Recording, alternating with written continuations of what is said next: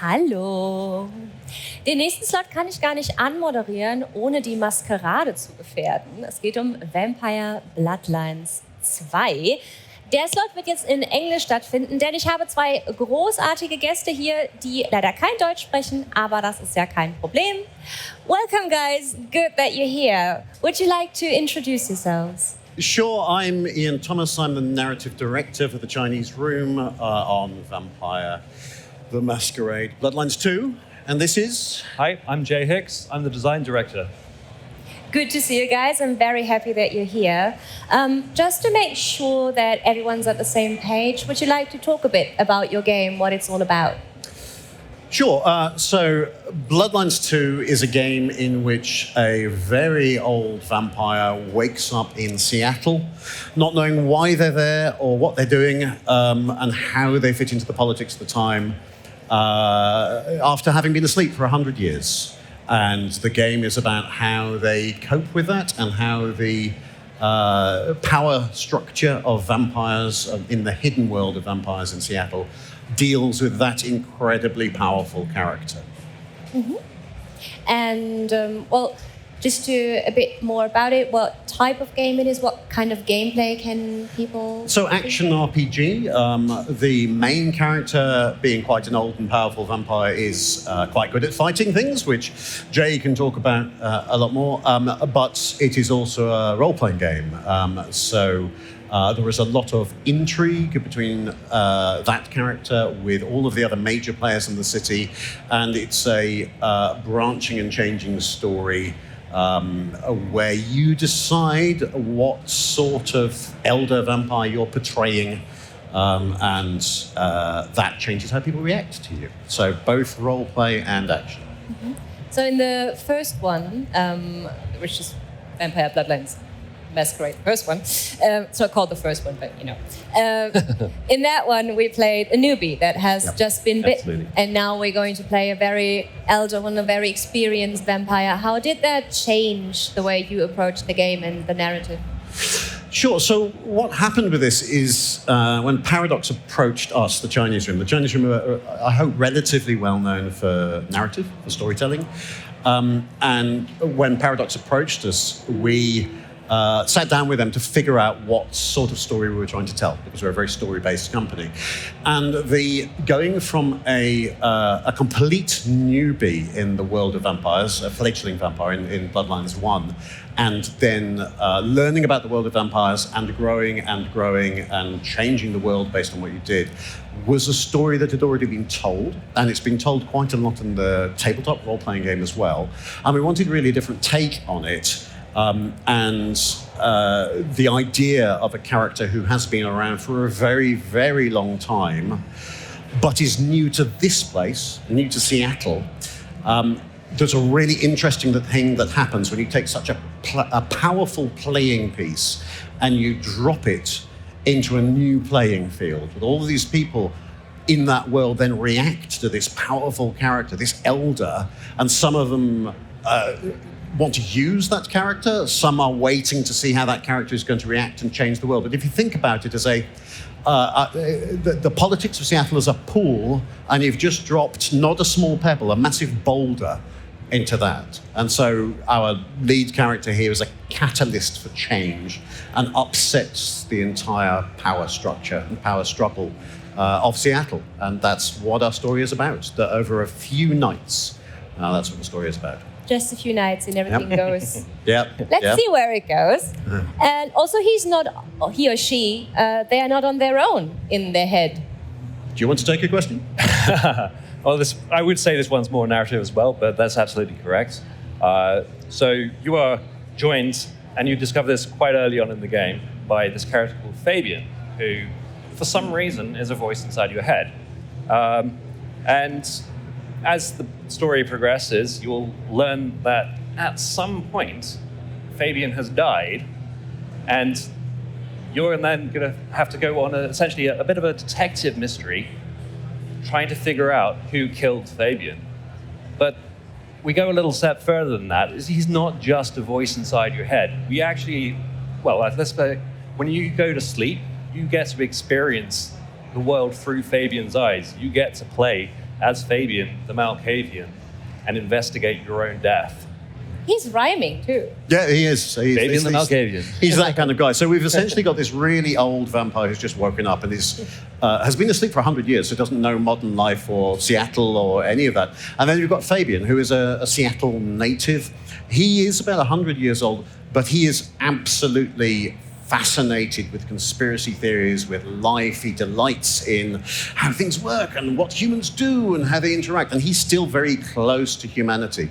Whereas Fire, who is an old survivor of a character, doesn't really count humans as being particularly important anymore, mortals rather, as being particularly important. So you've got the two of them kind of complementing each other, and Fabian essentially acting as a kind of tour guide. But he's a Malkavian, and for people who know the background and know the RPG, Malkavians are known as either mad or prophets or visionaries or whatever you want to call them. His delusion, if it's a delusion, is he thinks he's a gumshoe detective. So you have a vintage vampire up against a guy who thinks he's a vintage detective, and he frames all of his experiences through that idea of being a detective. Whether he's right remains to be seen.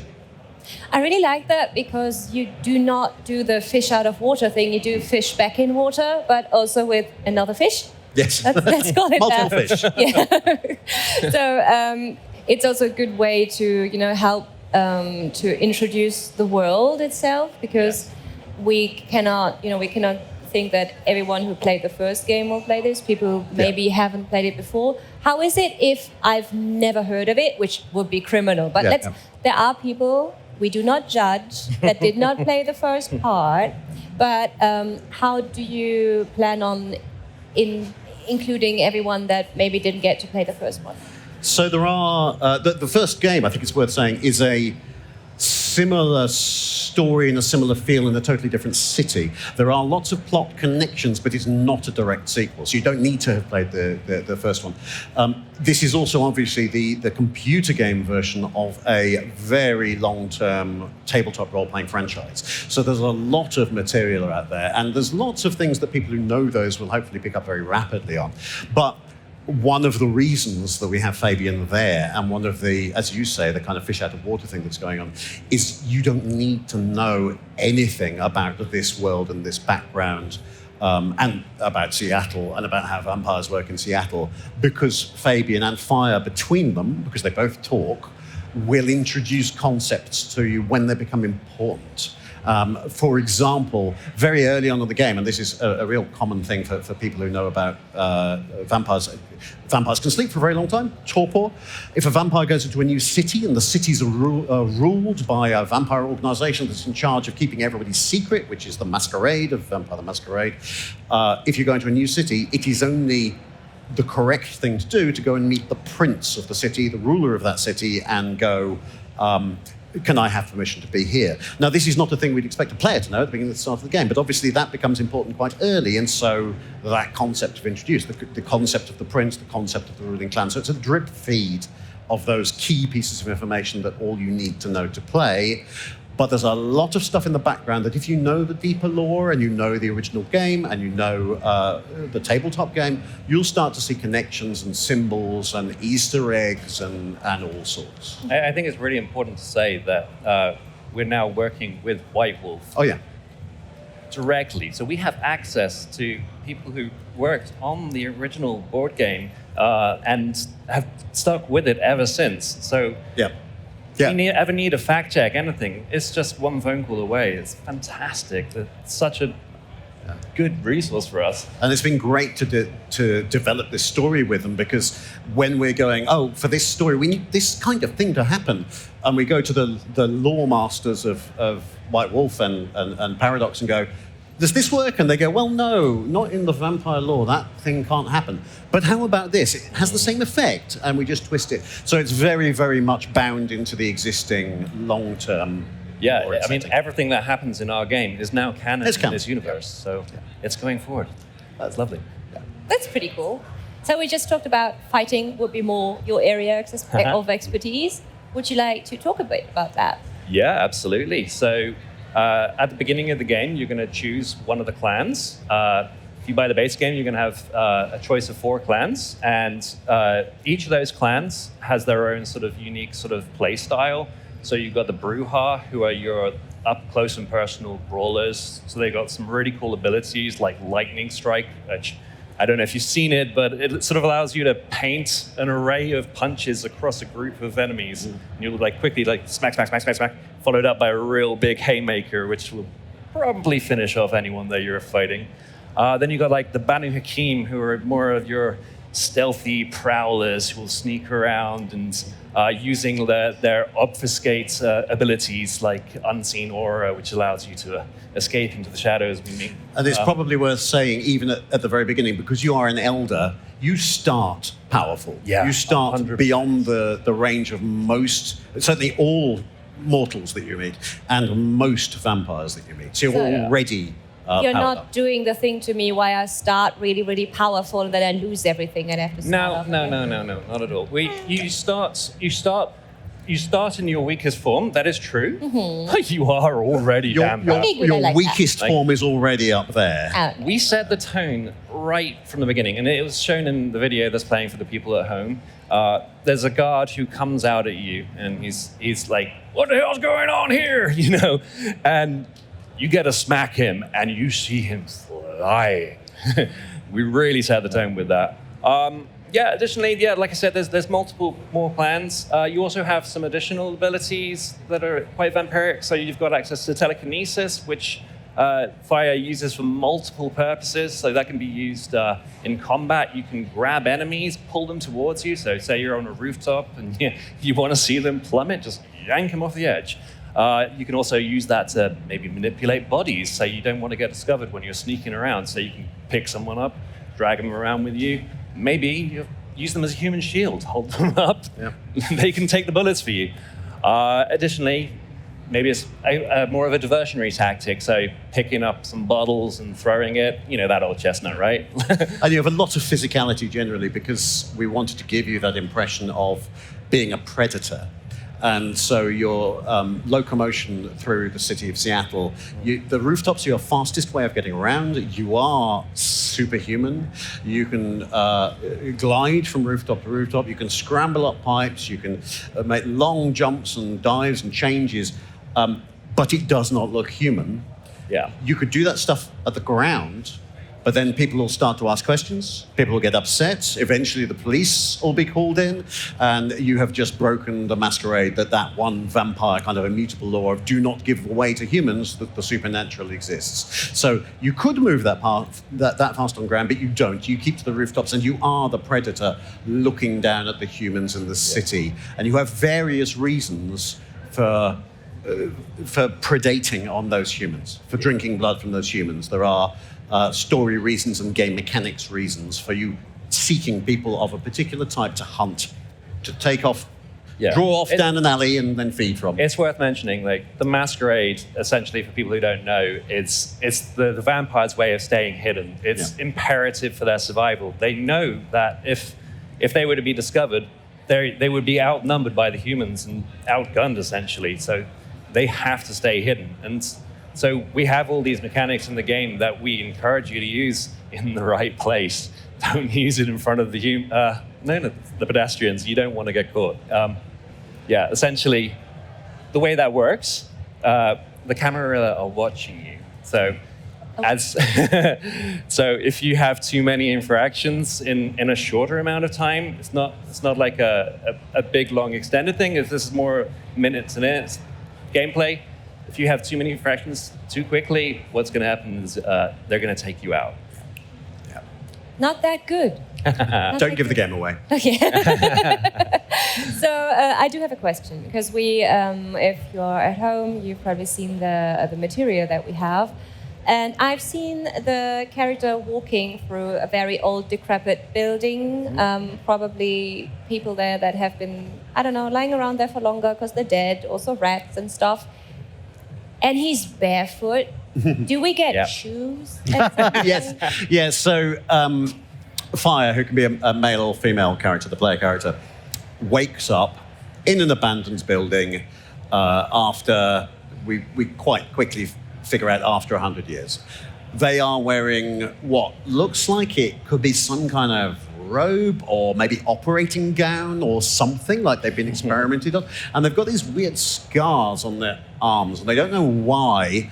So they don't know why they're shoeless, but they've woken up over 100 years. And yes, as you say, they are shoeless until they manage to find a place of safety in Seattle. Fabian, who we've talked about, helps guide them to somewhere where they can have a bit of a rest in safety.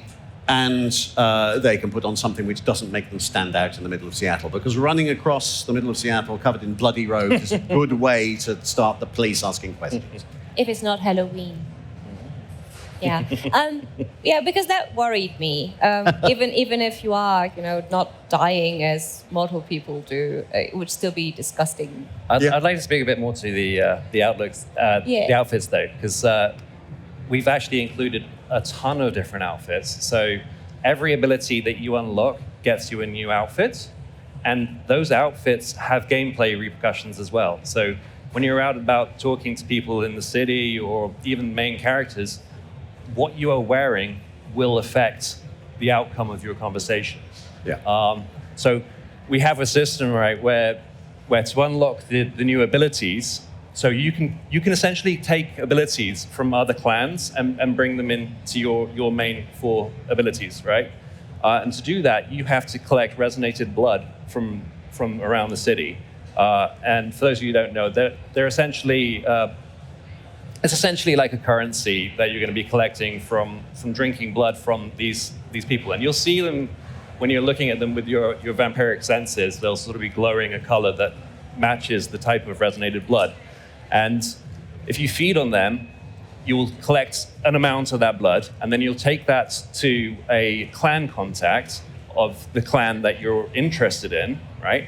And they will then allow you to drink some of their blood to help you regain this lost knowledge, which allows you to get these abilities. So then you get the ability, you get the outfit, and then the outfit helps you get other things further on. So it's a bit of a loop that's going on there. So you got to dress for the blood you want. Well, exactly, because you've got to meet people who are feeling the mood that will give you the right sort of blood, and you go up to that person and you maybe have to push them over the edge into that mood. It may be that you want to seduce them and make them feel absolutely delighted at meeting you, and then you feed, because you want them in that state before you and if you're wearing the right outfit... Flirting. If you're wearing the right outfit, it may be easier to convince them. But if you're not wearing the right outfit, they may just tell you to get off. And that plays in with the Masquerade, right? Yeah. So if you go and flirt with a civilian, right, and they fall for you, they become absolutely besotted with you, you won't want to just feed on them in broad daylight right in front of the police or anyone, right? So obviously the simplest thing is to take them down an alleyway and have a little feast. And yeah, another thing I wanted to mention that we've only announced recently at Gamescom is it's more than just outfits now. So you can customize your hair, you can customize your makeup, tattoos, and all sorts of things. Like, there's so many different types of piercings. And my absolute favorite is the eyes. We've gone absolutely bonkers with the eyes. You could make yourself into the darkest, nastiest looking vampire. It's awesome. Also playing into the whole role-playing. Exactly. Yeah. We've got such a huge role-playing community within the world of darkness. And yeah, I'm really hoping to see in the future people role-playing some of the characters. I was thinking about being Benny, who's the current sheriff of Seattle. And to play into the role-playing side of it, when you actually get into talking to the various characters you'll meet, these kind of pivotal figures that I talked about, the political game, if you like, rather than it being something like Paragon Renegade's sort of opinion system, every major character has their own viewpoint about who you are and what you are like and how you present yourself as the main character. So you could talk to that person and you could go up to them and say, I am an elder. I demand that you do what I want you to do because I've been around for 400 years. And obviously they'll have an opinion about that. Some of them might like that. Some of them will obviously react in a different way to that. Others, you might want to suck up to them and flatter them, and then they'll like you for that, and you'll start to get conversation options and behavior from them that's different. So it's a balancing act. How are you going to present yourself? Are you going to role play as this one type of character all the way through? I am this big character. Or are you going to be a bit more chameleon and play this kind of game? And then you get into situations where you have a room full of people and they ask you a question and you have to pick a response as any other dialogue. If I pick that response, those two people will be really pleased with it, but that person will. So there's this juggling game of this game of politics in a city of vampires, and all of that has consequences in all sorts of ways. Also, they hold their grudges longer Oh, yeah. because they don't die. They hold so much Well- grudges against me. I'm always being the... Yeah. I'm not going to say it's rude, okay? You said they hold them longer because they don't die, and in normal circumstances, it's rare for vampires to die often because they're quite good at staying alive. Funnily enough, in these 9 days, the body count goes up quite high. It's quite I a wonder how violent that few happens. days. Yeah. It's peculiar, isn't it? Yeah. Well, Oh, yeah. since we're nearly at the end, I do have one other question I want to ask you. Because if I do interviews, I'm always interested in what you guys would like to talk about that no one asked you before. Not because I want to be original, but I really want you guys to be able to talk about something that's maybe on your mind. Yeah. Yeah. And Can you'd like to talk about. Can I jump in there? So, I think Bloodlines 1, right? A lot of people played it, right? And they absolutely love it. It's become a cult classic. But if you talk to everyone, they all have their own sort of thing that they took away from it. And something that they grabbed onto and they love, right? And I feel like that is what I want people to get out of this. It's a game for so many different types of people. We've made it so it's fun for people who just really like your narrative adventure games, right? But on the flip side, we've also made something for the action brawlers out there who really like some fast-paced combat. And yeah, I just want people to have their own experience. Try it, please, before you judge it. I think you'll be pleasantly surprised. And for me, it's more of a kind of game dev general thing, I think. I love characters, I love narrative, I love working with actors, and this game has developed a lot. We've been adding content kind of constantly as we discover what works, what doesn't work, what we think we need to put in. We have some, I think, very memorable characters.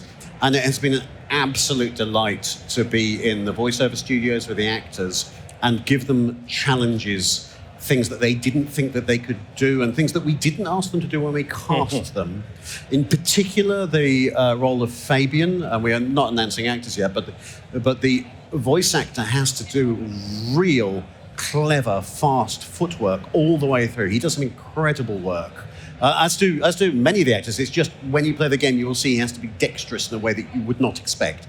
And all of those actors have delivered such amazing work. So they were all laughing at things and giggling at things in the studio, and there are lines, there are some characters who we will record, and everybody back in the development studio will just stop everything and listen to the lines that come to that character, because they're either amazing or scary or funny or whatever it is. But that's been a joy to work with that cast. Can I just say, Ian's done such an amazing job of writing these characters. And everybody else. I wet myself laughing with some of the characters, especially, I'm just going to say it, the romancing. Oh, it's beautiful. Absolutely beautiful. You will be wetting yourself laughing. I will say, it's a team who did the writing. It's not me. Ian's team, Absolutely. sorry, yeah, absolutely. Yeah. Okay, thank you guys very much for talking about Vampire Bloodlines too. All the best for your game. Thanks so much for being here.